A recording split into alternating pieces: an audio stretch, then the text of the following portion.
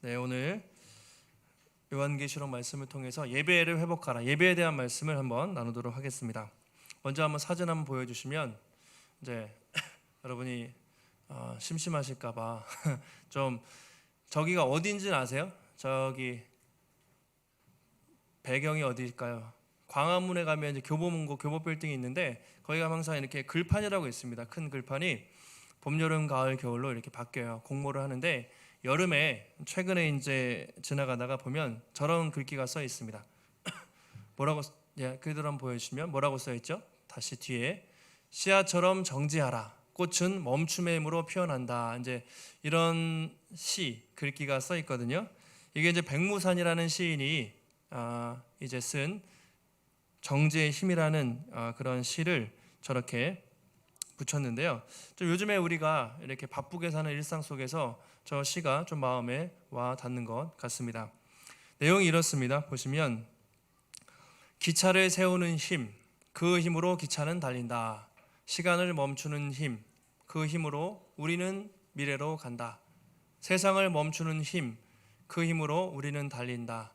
정지에 이르렀을 때 우리는 달리는 이유를 안다. 한번 맨 밑에 구절 같이 읽어보실까요? 시작. 씨앗처럼 정지하라. 꽃은 멈춤의 힘으로 피어난다. 이 시의 글귀를 이제 하나를 써놓은 거예요. 정지하라. 꽃은 멈춤으로 그 힘으로 피어난다. 이렇게 얘기하는 것이죠. 한마디로 멈추고 정지함으로써 더 큰 도약을 이룬다. 이제 그렇게 말하고 있습니다. 보통 사람들은 멈춘다, 정지한다 그러면 별로 안 좋아하잖아요. 우리는 빨리 가야 되고 앞만 보고 가야 되는데 때로는 스탑, 멈추고 정지함으로써 우리가 잠시 뒤를 돌아보고 그 힘으로 다시 앞으로 달려갈 수 있는 힘을 얻는다. 그런 시가 되는 것이죠. 사람마다 여름이 되면 이제 뭐 다 휴가를 가는 분들이 있잖아요. 휴가를 가는데 뭐 요즘에는 뭐 코로나 장마 때문에 이번 휴가는 다 망쳤다고 사람들이 얘기를 하지만 그래도 왜 이제 그런 시간들을 중간에 보낼까요? 잠시 멈추고 쉬면서 과거를 돌아보고 다시 한번 미래를 준비하기 위해서 재충전의 시간을 위해서 사람들이 뭐 휴가를 가거나 쉬는 시간을 보내게 됩니다. 우리가 계속 코로나 하는데 이 시간을 우리가 보내면서 그냥 힘들고 어렵다, 그냥 빨리 지나갔으면 좋겠다, 그냥 그렇게 보낼 수도 있지만 정말 이 시간이 하나님 주시는 메시지가 무엇일까, 또 하나님이 왜 우리를 멈추게 하셨을까 좀 돌아보면서 우리가 미래를 준비한다면 이 위기가 충분히 기회가 될 수도 있겠다, 그런 생각을 하게 됐습니다.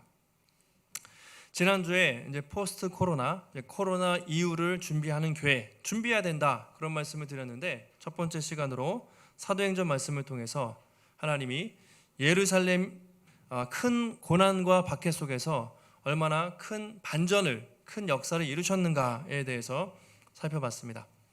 예루살렘 교회에 큰 박해가 시작됐죠. 사람들이 어떻게 됐습니까? 스데반의 죽음으로 엄청난 박해가 시작됐는데 다 도망갔어요. 유대로 사마리아로 확 도망갔는데 그 흩어진 사람들이 어떻게 했습니까? 가서 복음을 전한 거죠. 그래서 복음이 저는 유대인에게만 갇혀 있었다면 이제는 사마리아 땅끝까지 전파되는 기회가 됐다는 것이죠.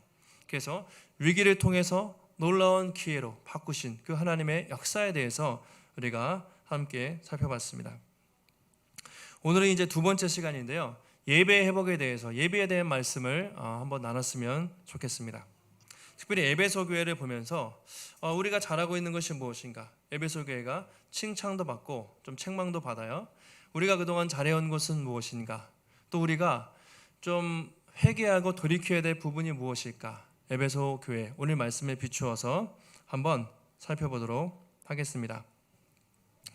요한계시록 2장부터 3장을 보면 이제 7교회에 대한 이야기가 나오잖아요. 에베소, 버가모, 사대, 빌라델비아 등등 그런 교회에 대한 이야기가 나오는데 가장 먼저 에베소 교회 이야기가 나옵니다. 자, 편지를 보낸 이가 누군지 2장 1절에 나와 있습니다. 우리 함께 읽습니다. 시작. 에베소 교회의 사자에게 편지하라. 오른손에 있는 7뼈를 붙잡고 7 금촛대 사이를 거니시는 이가 이르시되. 자, 뭐라고 시작합니까? 에베소 교회의 사자에게 편지하라, 이렇게 돼 있는데요. 자, 중요한 건 편지를 보낸 사람이 누구냐? 오른손에 있는 7뼈를 붙잡고 7금초대 사이를 거니시는 이분이 누굴까요? 이게 중요하죠. 편지를 쓰신 분이 예수님. 요한계시록 1장에는 예수 그리스도의 계시라, 분명히 예수님이 요한을 통해서 주신 말씀이라고 되어 있습니다. 그래서 이 말씀이 요한이 내가 쓴 말씀이 아니라 7금초대 사이를 거니시는 다시 말하면 교회의 주인이신 예수님께서 보낸 말씀이다. 이제 그렇게 시작을 하고 있습니다. 근데 이게 중요합니다. 그러니까 우리가 에베소서를 통해서도 그렇고 성경을 통해서 보면 예수님께서 교회를 얼마나 사랑하시고 또 교회에 얼마나 많은 관심을 가지시는지 우리가 많이 살펴봤습니다. 예수님이 교회의 머리가 되신다. 또 우리 성도들은 교회의 지체다. 그게 정말 그냥 하는 말이 아니라 실제로 정말 그렇게 중요하다고 우리가 말씀을 들었습니다.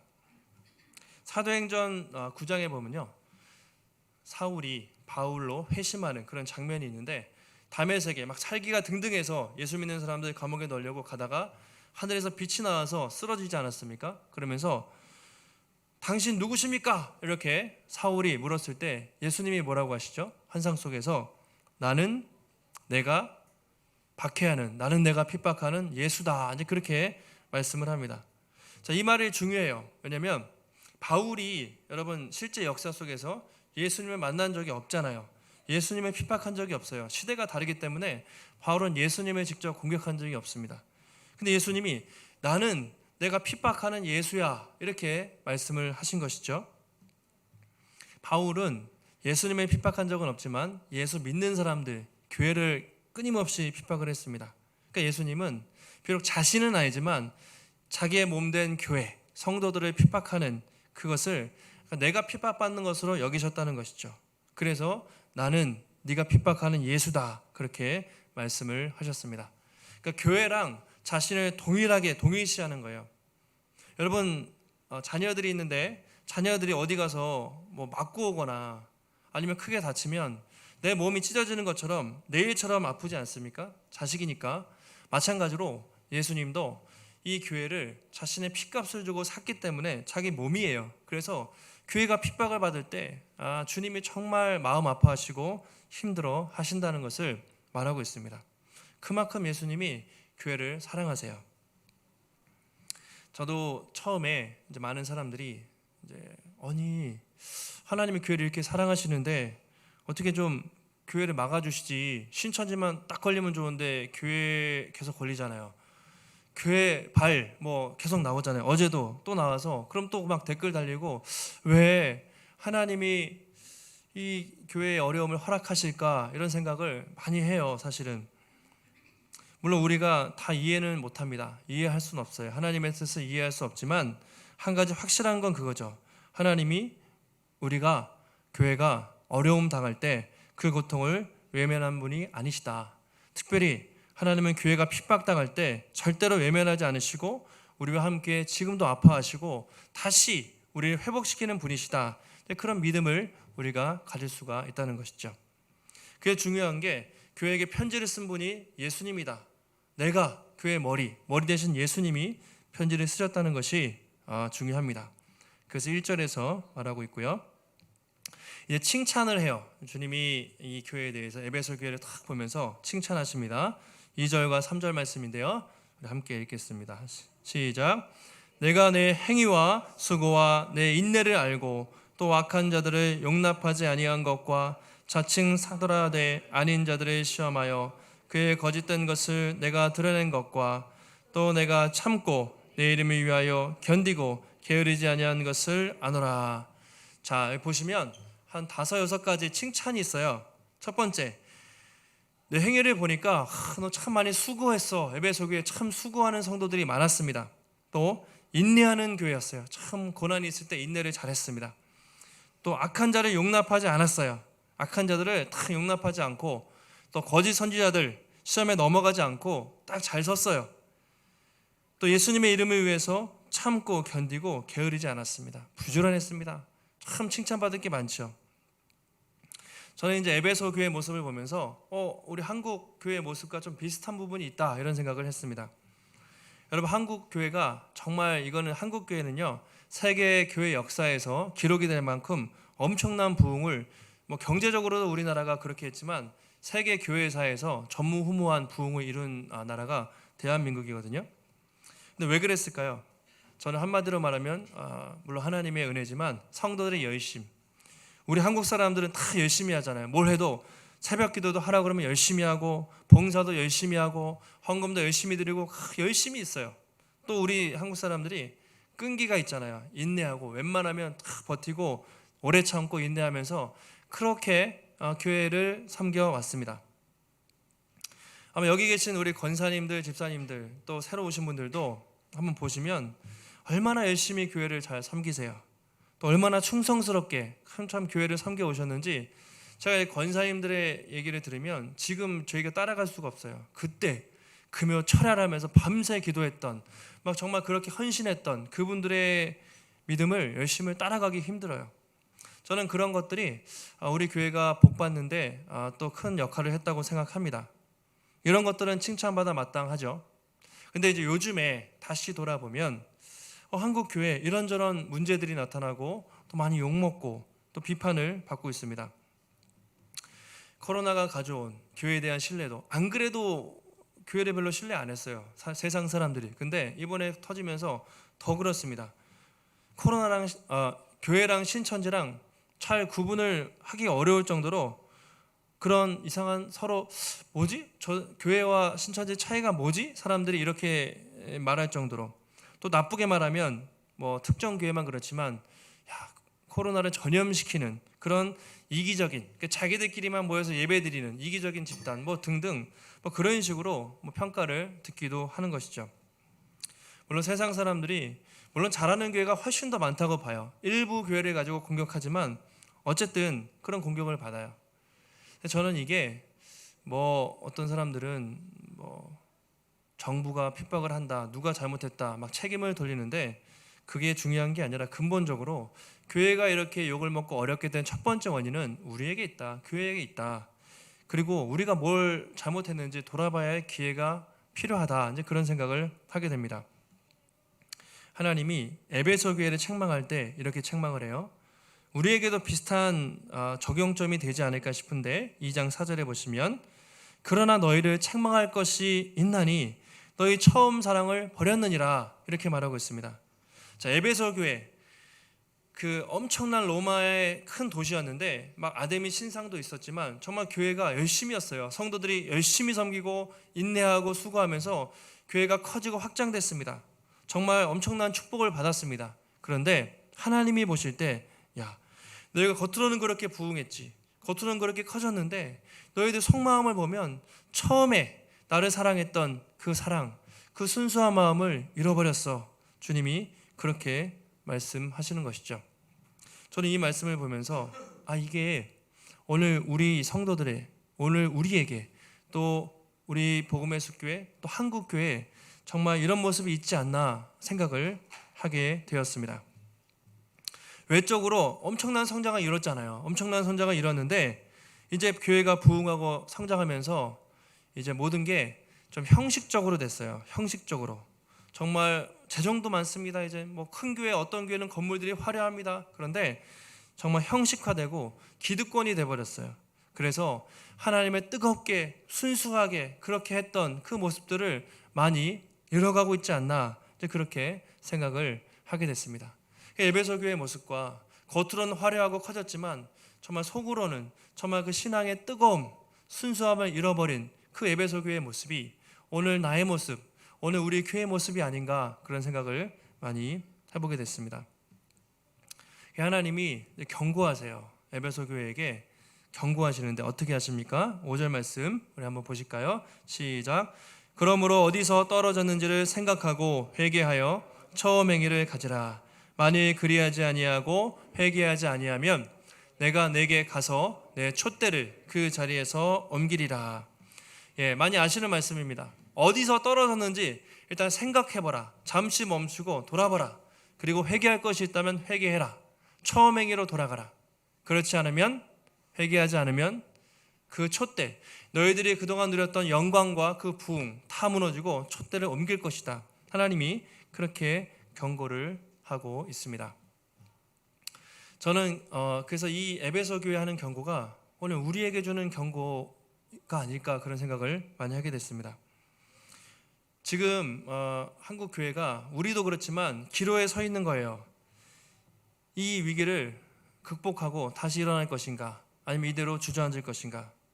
지금 한국 교회는 뭐 예전에는 25% 그건 아주 옛날 얘기고 10%, 7%도 안 되고 순수하게 우리가 명목상 노미날이라고 하죠. 크리스찬 제외하고 순수하게 예수 믿는 사람들 5%, 3%가 안 된다고 봅니다. 대학생 청년들, 이제 우리 아이들이 자라나서 청년들 가면 1%. 그러니까 완전히 한국은 기독교 국가가 아니고 선교제예요. 완전히 기독교가 그렇게 교회가 몰락하고 있습니다. 그래서 우리가 어디서부터 잘못됐는지 철저하게 돌아보면 소망이 있다. 여전히 소망이 있지만 만약에 우리가 이것을 대수롭지 않게 여기고 그냥 지나가면 더 이상 교회는 소망이 없을지도 모르겠다. 그런 생각을 하게 됩니다.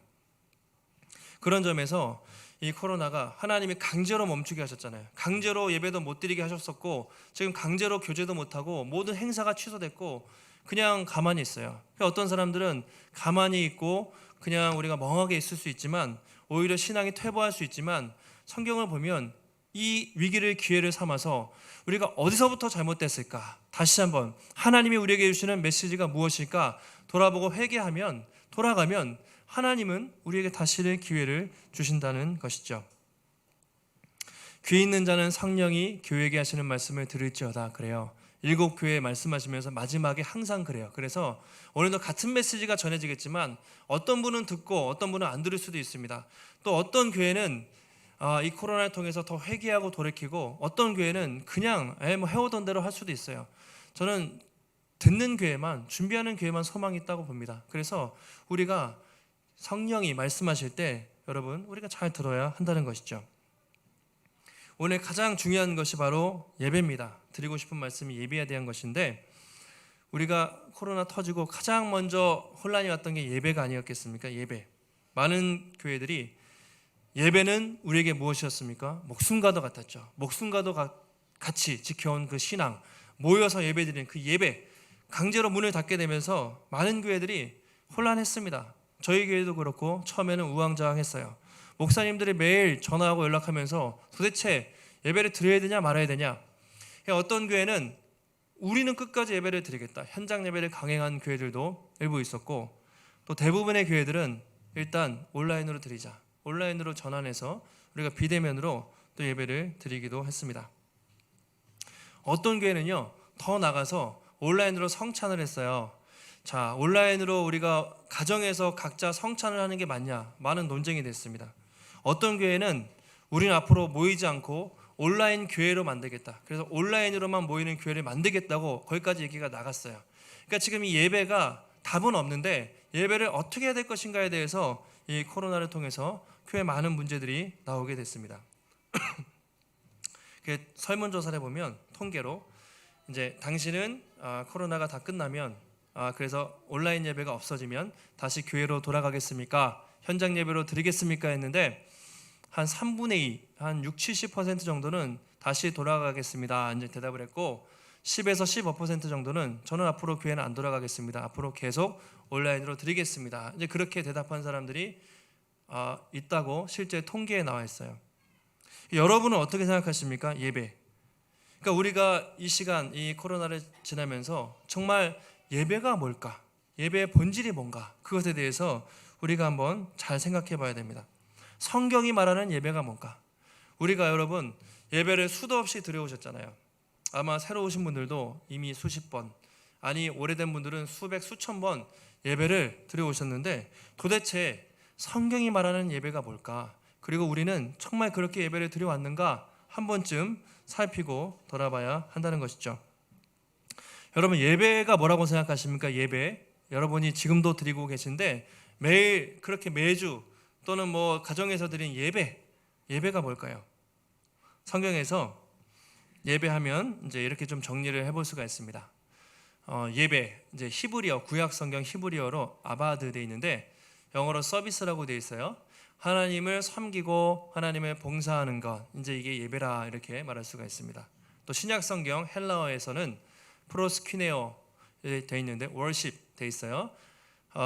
프로스 누구에게, 퀴네오 입 맞추다 이렇게 돼 있는데 이 말의 원래 뜻은 종이 주인에게 문안 인사를 드릴 때 존경의 표시로 허리를 굽혀서 발에 입 맞추던 습관, 거기서 프로스케네오 예배라는 말이 이제 유래했다고 그렇게 알려져 있습니다. 그러니까 결국 예배라는 것은요, 하나님을 향한 존경, 경외심, 그런 마음을 가지고 하나님께 엎드려서 그분을 섬기고 경배하는 것, 이게 예배다, 그렇게 말할 수가 있습니다.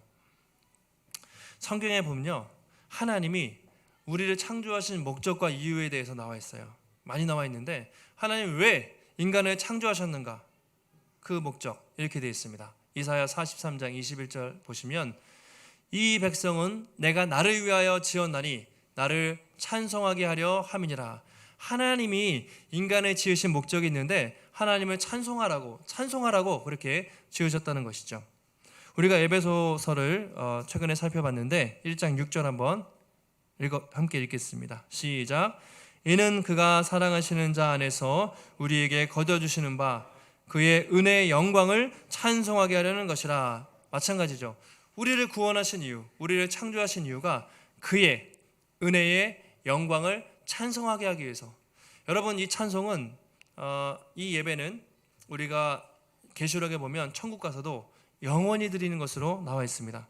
그만큼 우리가 지음받은 목적이 뭐냐 했을 때 하나님을 찬송하는 것, 다시 말하면 하나님을 예배하는 것, 이게 우리의 창조 목적이라는 것이죠. 웨스트민스터 소요리 문답 보시면 이제 우리 선배들이 이제 교리를 정리하면서 사람의 제일 되는 목적, 뭐 다 아실 겁니다. 우리가 많이 말씀드렸는데, 첫째 목적, 유일한 목적, 인간이 존재하는 가장 유일한 목적 하나를 꼽으라면 뭐다? 제일 되는 목적은 하나님을 영화롭게, 다시 말하면 하나님께 영광을 돌리는 거예요. 그 다음에 그를 영원토록 엔조이 돼 있죠. 즐거워하는 겁니다. 하나님을 즐기고 그 관계를 누리는 것이에요. 한마디로 예배입니다. 하나님이 우리를 창조하신 목적, 우리가 그분께 영광을 돌리고 그분 앞에 나아가서 하나님을 즐거워하는 것, 이게 인간이 창조된 목적이라고 말하고 있습니다. 한마디로 우리가 존재하는 이유는요, 하나님 예배하기 위해서 존재하는 거예요. 그렇게 따지면 우리는 먹고 살고 또 돈도 벌어야 되고 취미생활도 있고 중요하잖아요. 그거는 우리 입장에서, 부차적인 피조물의 입장에서고, 원래 우리가 창조된 목적 자체는요, 하나님을 두려워하고 그분을 온전히 섬기고 그분을 예배하기 위해서, 그분을 찬양하기 위한 목적으로 우리가 처음부터 지음을 받은 거예요. 근데 오늘날 어떻습니까? 사람들이 조물주 대신 하나님을 버리고 온갖 우상을 숭배하고 피조물을 경배하면서 살죠. 또 우리도 예배를 드린다고 하면서도 여러분, 정말 하나님을 위해서가 아니라, 하나님의 영광을 위해서가 아니라 우리 자신을 위해서, 내 만족을 위해서 우리가 예배를 드릴 수도 있습니다. 우리가 많이 하는 말이 있죠. 내가 얼마나 은혜를 받았나, 또 예배를 통해서 내가 얼마나 좀 위로를 받았나, 하나님 믿으면서 내가 얼마나 복을 받았나. 그렇게 하나님 중심이 아니라 내가 은혜 받은 것, 내가 위로받은 것, 나 중심으로 예배를 드릴 때가 많다는 것이죠. 그래서 이렇게 되면 어떻게 됩니까? 계속 교역자들은, 목사님들은 어떻게 하면 성도들 재밌는 설교할까, 어떻게 하면 사람들이 듣기 좋은 인기 있는 설교를 할까, 점점 그렇게 돼요. 그래서 우리가 설교가 어떻게 변질됐습니까? 기복주의로 많이 나갔잖아요. 예수 믿으면 복 받습니다, 예수 믿으면 잘 됩니다, 복, 그런 식으로 많이 그렇게 강단에서 전해왔던 것이죠. 기도원 가면은 거의 축복 얘기밖에 안 해요. 다 병 고침 받고 다 낫고. 여러분, 그건 성경에 없는 복음입니다. 성경에서는 예수 믿으면 다 복만 받고 다 잘 된다고 말합니까? 아니죠. 고난을 받는다, 더 큰 고난도 있다, 그렇게 얘기하거든요. 근데 반쪽 복음만 많이 전해왔어요. 예수 믿으면 다 잘 되고 축복받는다고 그렇게 전했지만 그것은 성경이 말하는 복음이 아닌 것이죠. 그래서 우리가 예배 드릴 때 진짜 내가 복음으로 하나님 앞에 온전히 예배 드리는가, 내 만족을 위해서 드리는가, 그것을 자세히 살펴봐야 하는 것입니다. 마르바 던이라고 유명한 또 학자인데요, 그분이 쓴 책 중에 예배를 이렇게 표현했어요. 하나님을 예배하는 것을 고귀한 시간 낭비다 이렇게 얘기했어요. 시간을 낭비하는 것인데 가장 고귀한 인간이 하나님께 예배드리는 것은 사람이 할 수 있는 것 중에 가장 아름답고 귀한 시간 낭비다 이런 식으로 표현을 했습니다. 저는 되게 멋있는 표현이라고 생각해요. 그분이 이렇게 얘기했습니다. 우리는 예배에서 내가 무엇을 얻는다, 내가 은혜 받았다는 말을 빈번히 한다. 이런 실용주의적 예배를 강조하는 현재의 추세에 의문을 제기해야 한다. 이렇게 문제 제기를 했는데 이것을 실용주의적 예배라고 그랬어요. 하나님께 영광을 돌리는 게 목적이 아니라 내가 은혜 받았네 그런 것이죠. 그래서 이게 이제 좀 더 나가면 설교가 예배가 컨텐츠가 되는 거예요. 여러분이 나 어떤 목사님하고 잘 맞아. 그래서 유튜브를 봅니다. 에이 넘겨. 또 TV를 채널을 보면서 이 목사님 은혜가 되는데 보다가 아니면 넘기고 그게 완전 예배가 잘못된 방향으로 갔다는 것이죠. 오늘도 오늘 찬양을 했는데 오늘 좀 찬양의 은혜가 됐어. 집사님이 선곡을 잘하신 것 같아. 오늘 목사님 말씀이 조금 은혜가 되는 것 같아. 그러면서 오늘 좀 준비를 많이 하셨나 본데 이런 식으로 우리가 접근한다면 그것은 예배의 자세가 전혀 아닌 것이죠. 예배의 본질에 완전히 벗어난 것입니다. 예배는 그런 게 아니라 뭐 찬양 또 설교를 평가하거나 아니면 내가 은혜 받았나 이게 아니라 하나님을 두려워하고 그분 앞에 나아가서 하나님께 영광을 돌리는 것이 예배라 그렇게 말하고 있어요. 물론 우리가 은혜 받고 복 받는 것도 중요해요. 근데 그것은 우리가 정말 그분 앞에 나아가서 성부, 성자, 성령 하나님 그 하나님을 찬양하고 예배할 때 하나님이 주시는 선물인 것이죠. 그래서 여러분 예배 드릴 때 항상 여러분이 꼭 이걸 기억하세요. 내가 하나님에 대한 감격이 있는가, 그 은혜에 대한 감사가 있는가, 그것으로 내가 그분께 올려드리고 있는가, 그것이 예배의 핵심이라고 말하고 있습니다. 오늘도 여러분 예배를 드릴 때 여러분 나 중심적인 그런 예배가 아니라 정말 하나님이 기뻐하시는 예배를 드리면 좋겠어요. 그리고 예배 드릴 때 항상 성부 하나님이 이루신 일, 또 예수님이 나를 위해서 어떤 은혜를 주셨는지, 그리고 성령님이 지금 나와 함께 하시는지, 성부와 성자, 성령 이 삼위 하나님을 기억하는 것이죠. 그리고 그분을 누리는 것입니다. 앞으로 우리가 예배가 정말 나 중심의 예배가 아니라 하나님을 높이고 또 하나님께 영광을 올려드리는 참된 예배가 되기를 주님의 이름으로 축원합니다. 한 가지 더 간단히 말씀드리면 예배를 위해서 우리가 회복해야 될 두 번째는요, 삶의 예배를 회복하는 거예요. 삶으로 예배를 회복하는 것입니다. 삶. 존 위트블리트라는 이제 성경 학자인데 예배 학자가 성경에 나오는 예배를 정리했는데 세 가지로 구분을 했습니다. 예배는 세 가지가 있다. 첫 번째, 행동으로 드리는 예배래요. 이것은 우리가 시편에 보면 하나님을 찬양하고 목소리 높이고 손으로 몸짓으로 가정에서 어느 곳에서든지 드리는 그런 예배가 있다는 것이죠. 두 번째 예배가 있는데 예배당 안에서 드리는 예배입니다. 지금 드리는 예배, 공적 예배, 이건 다 예배라고 생각하시죠? 공적 예배, 성도들이 정해진 시간, 장소에 모여서 예배하는 거, 이런 예배. 근데 세 번째 예배가 있다는 것이죠. 삶으로서의 예배, 우리의 삶 전체가 하나님께 드려지는 그 예배가 있다는 것이죠. 이 세 가지가 다 예배라는 거예요. 저는 우리가 그동안 행동으로 드리는 거, 한국 사람들이 막 찬양할 때 방방 뛰고 되게 뜨거워요. 또 예배당 안에서 되게 거룩하고 경건하게 잘 드리는 것 같아요. 그런데 이 마지막 세 번째, 삶으로 드리는 예배가 우리가 안 됐기 때문에 이 어려움을 당하고 있다고 생각을 합니다. 그동안 저도 어릴 때 그런 얘기 되게 많이 들었거든요. 주일에 드리는 예배 따로, 주일에는 막 뜨겁게 하고 주중에는 어떻게 살든지 말든지 별로 얘기를 안 했어요. 이분법적으로 나눴어요. 주일에만 거룩하게 살면 되고 주중에 세상에서 학생으로서 직장인으로 가정에서 어떻게 살아야 되는지 별로 얘기를 안 해줬어요. 저는 그게 예배인지 몰랐어요. 근데 성경은 그것이 아니라 지금 이 자리에서 드리는 예배뿐만 아니라 매일매일 우리가 삶으로 살아가는 것 자체가 하나님께 드리는 살아있는 예배다, 그렇게 말하고 있습니다. 로마서 12장 1절 잘 아시는 말씀이죠. 여기에 그 근거가 있습니다. 한번 읽겠습니다. 시작. 그러므로 형제들아, 내가 하나님의 모든 자비하심으로 너희를 권하노니 너희 몸을 하나님이 기뻐하시는 거룩한 산 제물로 드리라. 이는 너희가 드릴 영적 예배니라. 그렇죠. 우리가 드리는 이 모든 삶이 하나님께 드리는 영적 예배가 된다, 그렇게 말하고 있습니다. 지금 뭐 우리가 이제 한국 교회, 이제 저도 객관적으로 어떻게 해야 되나, 이제 제 자신 한국 교회뿐만 아니라 복음의 숲 교회, 저희는 이제 2020년 코로나 함께 시작됐기 때문에 정말 고민을 많이 해요. 제가 정말 교회다운 교회가 뭔가, 또 초대교회는 어떻게 했나, 성경이 교회를 뭐라고 하는가 되게 많이 고민되고 있는데, 어쨌든 객관적으로 우리가 팩트를 보면 교회의 신뢰도가 낮잖아요. 신뢰를 많이 안 하잖아요, 세상 사람들이. 근데 저는 이게 뭐 평소의 문제가 아니라 원래부터 교회를 좋게 안 봤어요. 근데 코로나 터진 다음에 뭐 더 좋게 이제 교회를 더 나쁘게 보는 것이죠. 통계를 보면 우리나라 대표적인 종교 기독교, 또 불교, 천주교 있습니다.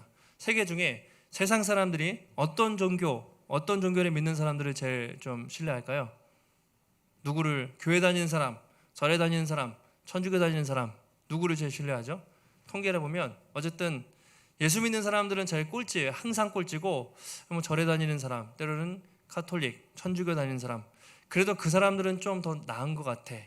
근데 교회 다니는 사람들은 아닌 것 같아. 실제로 그렇거든요.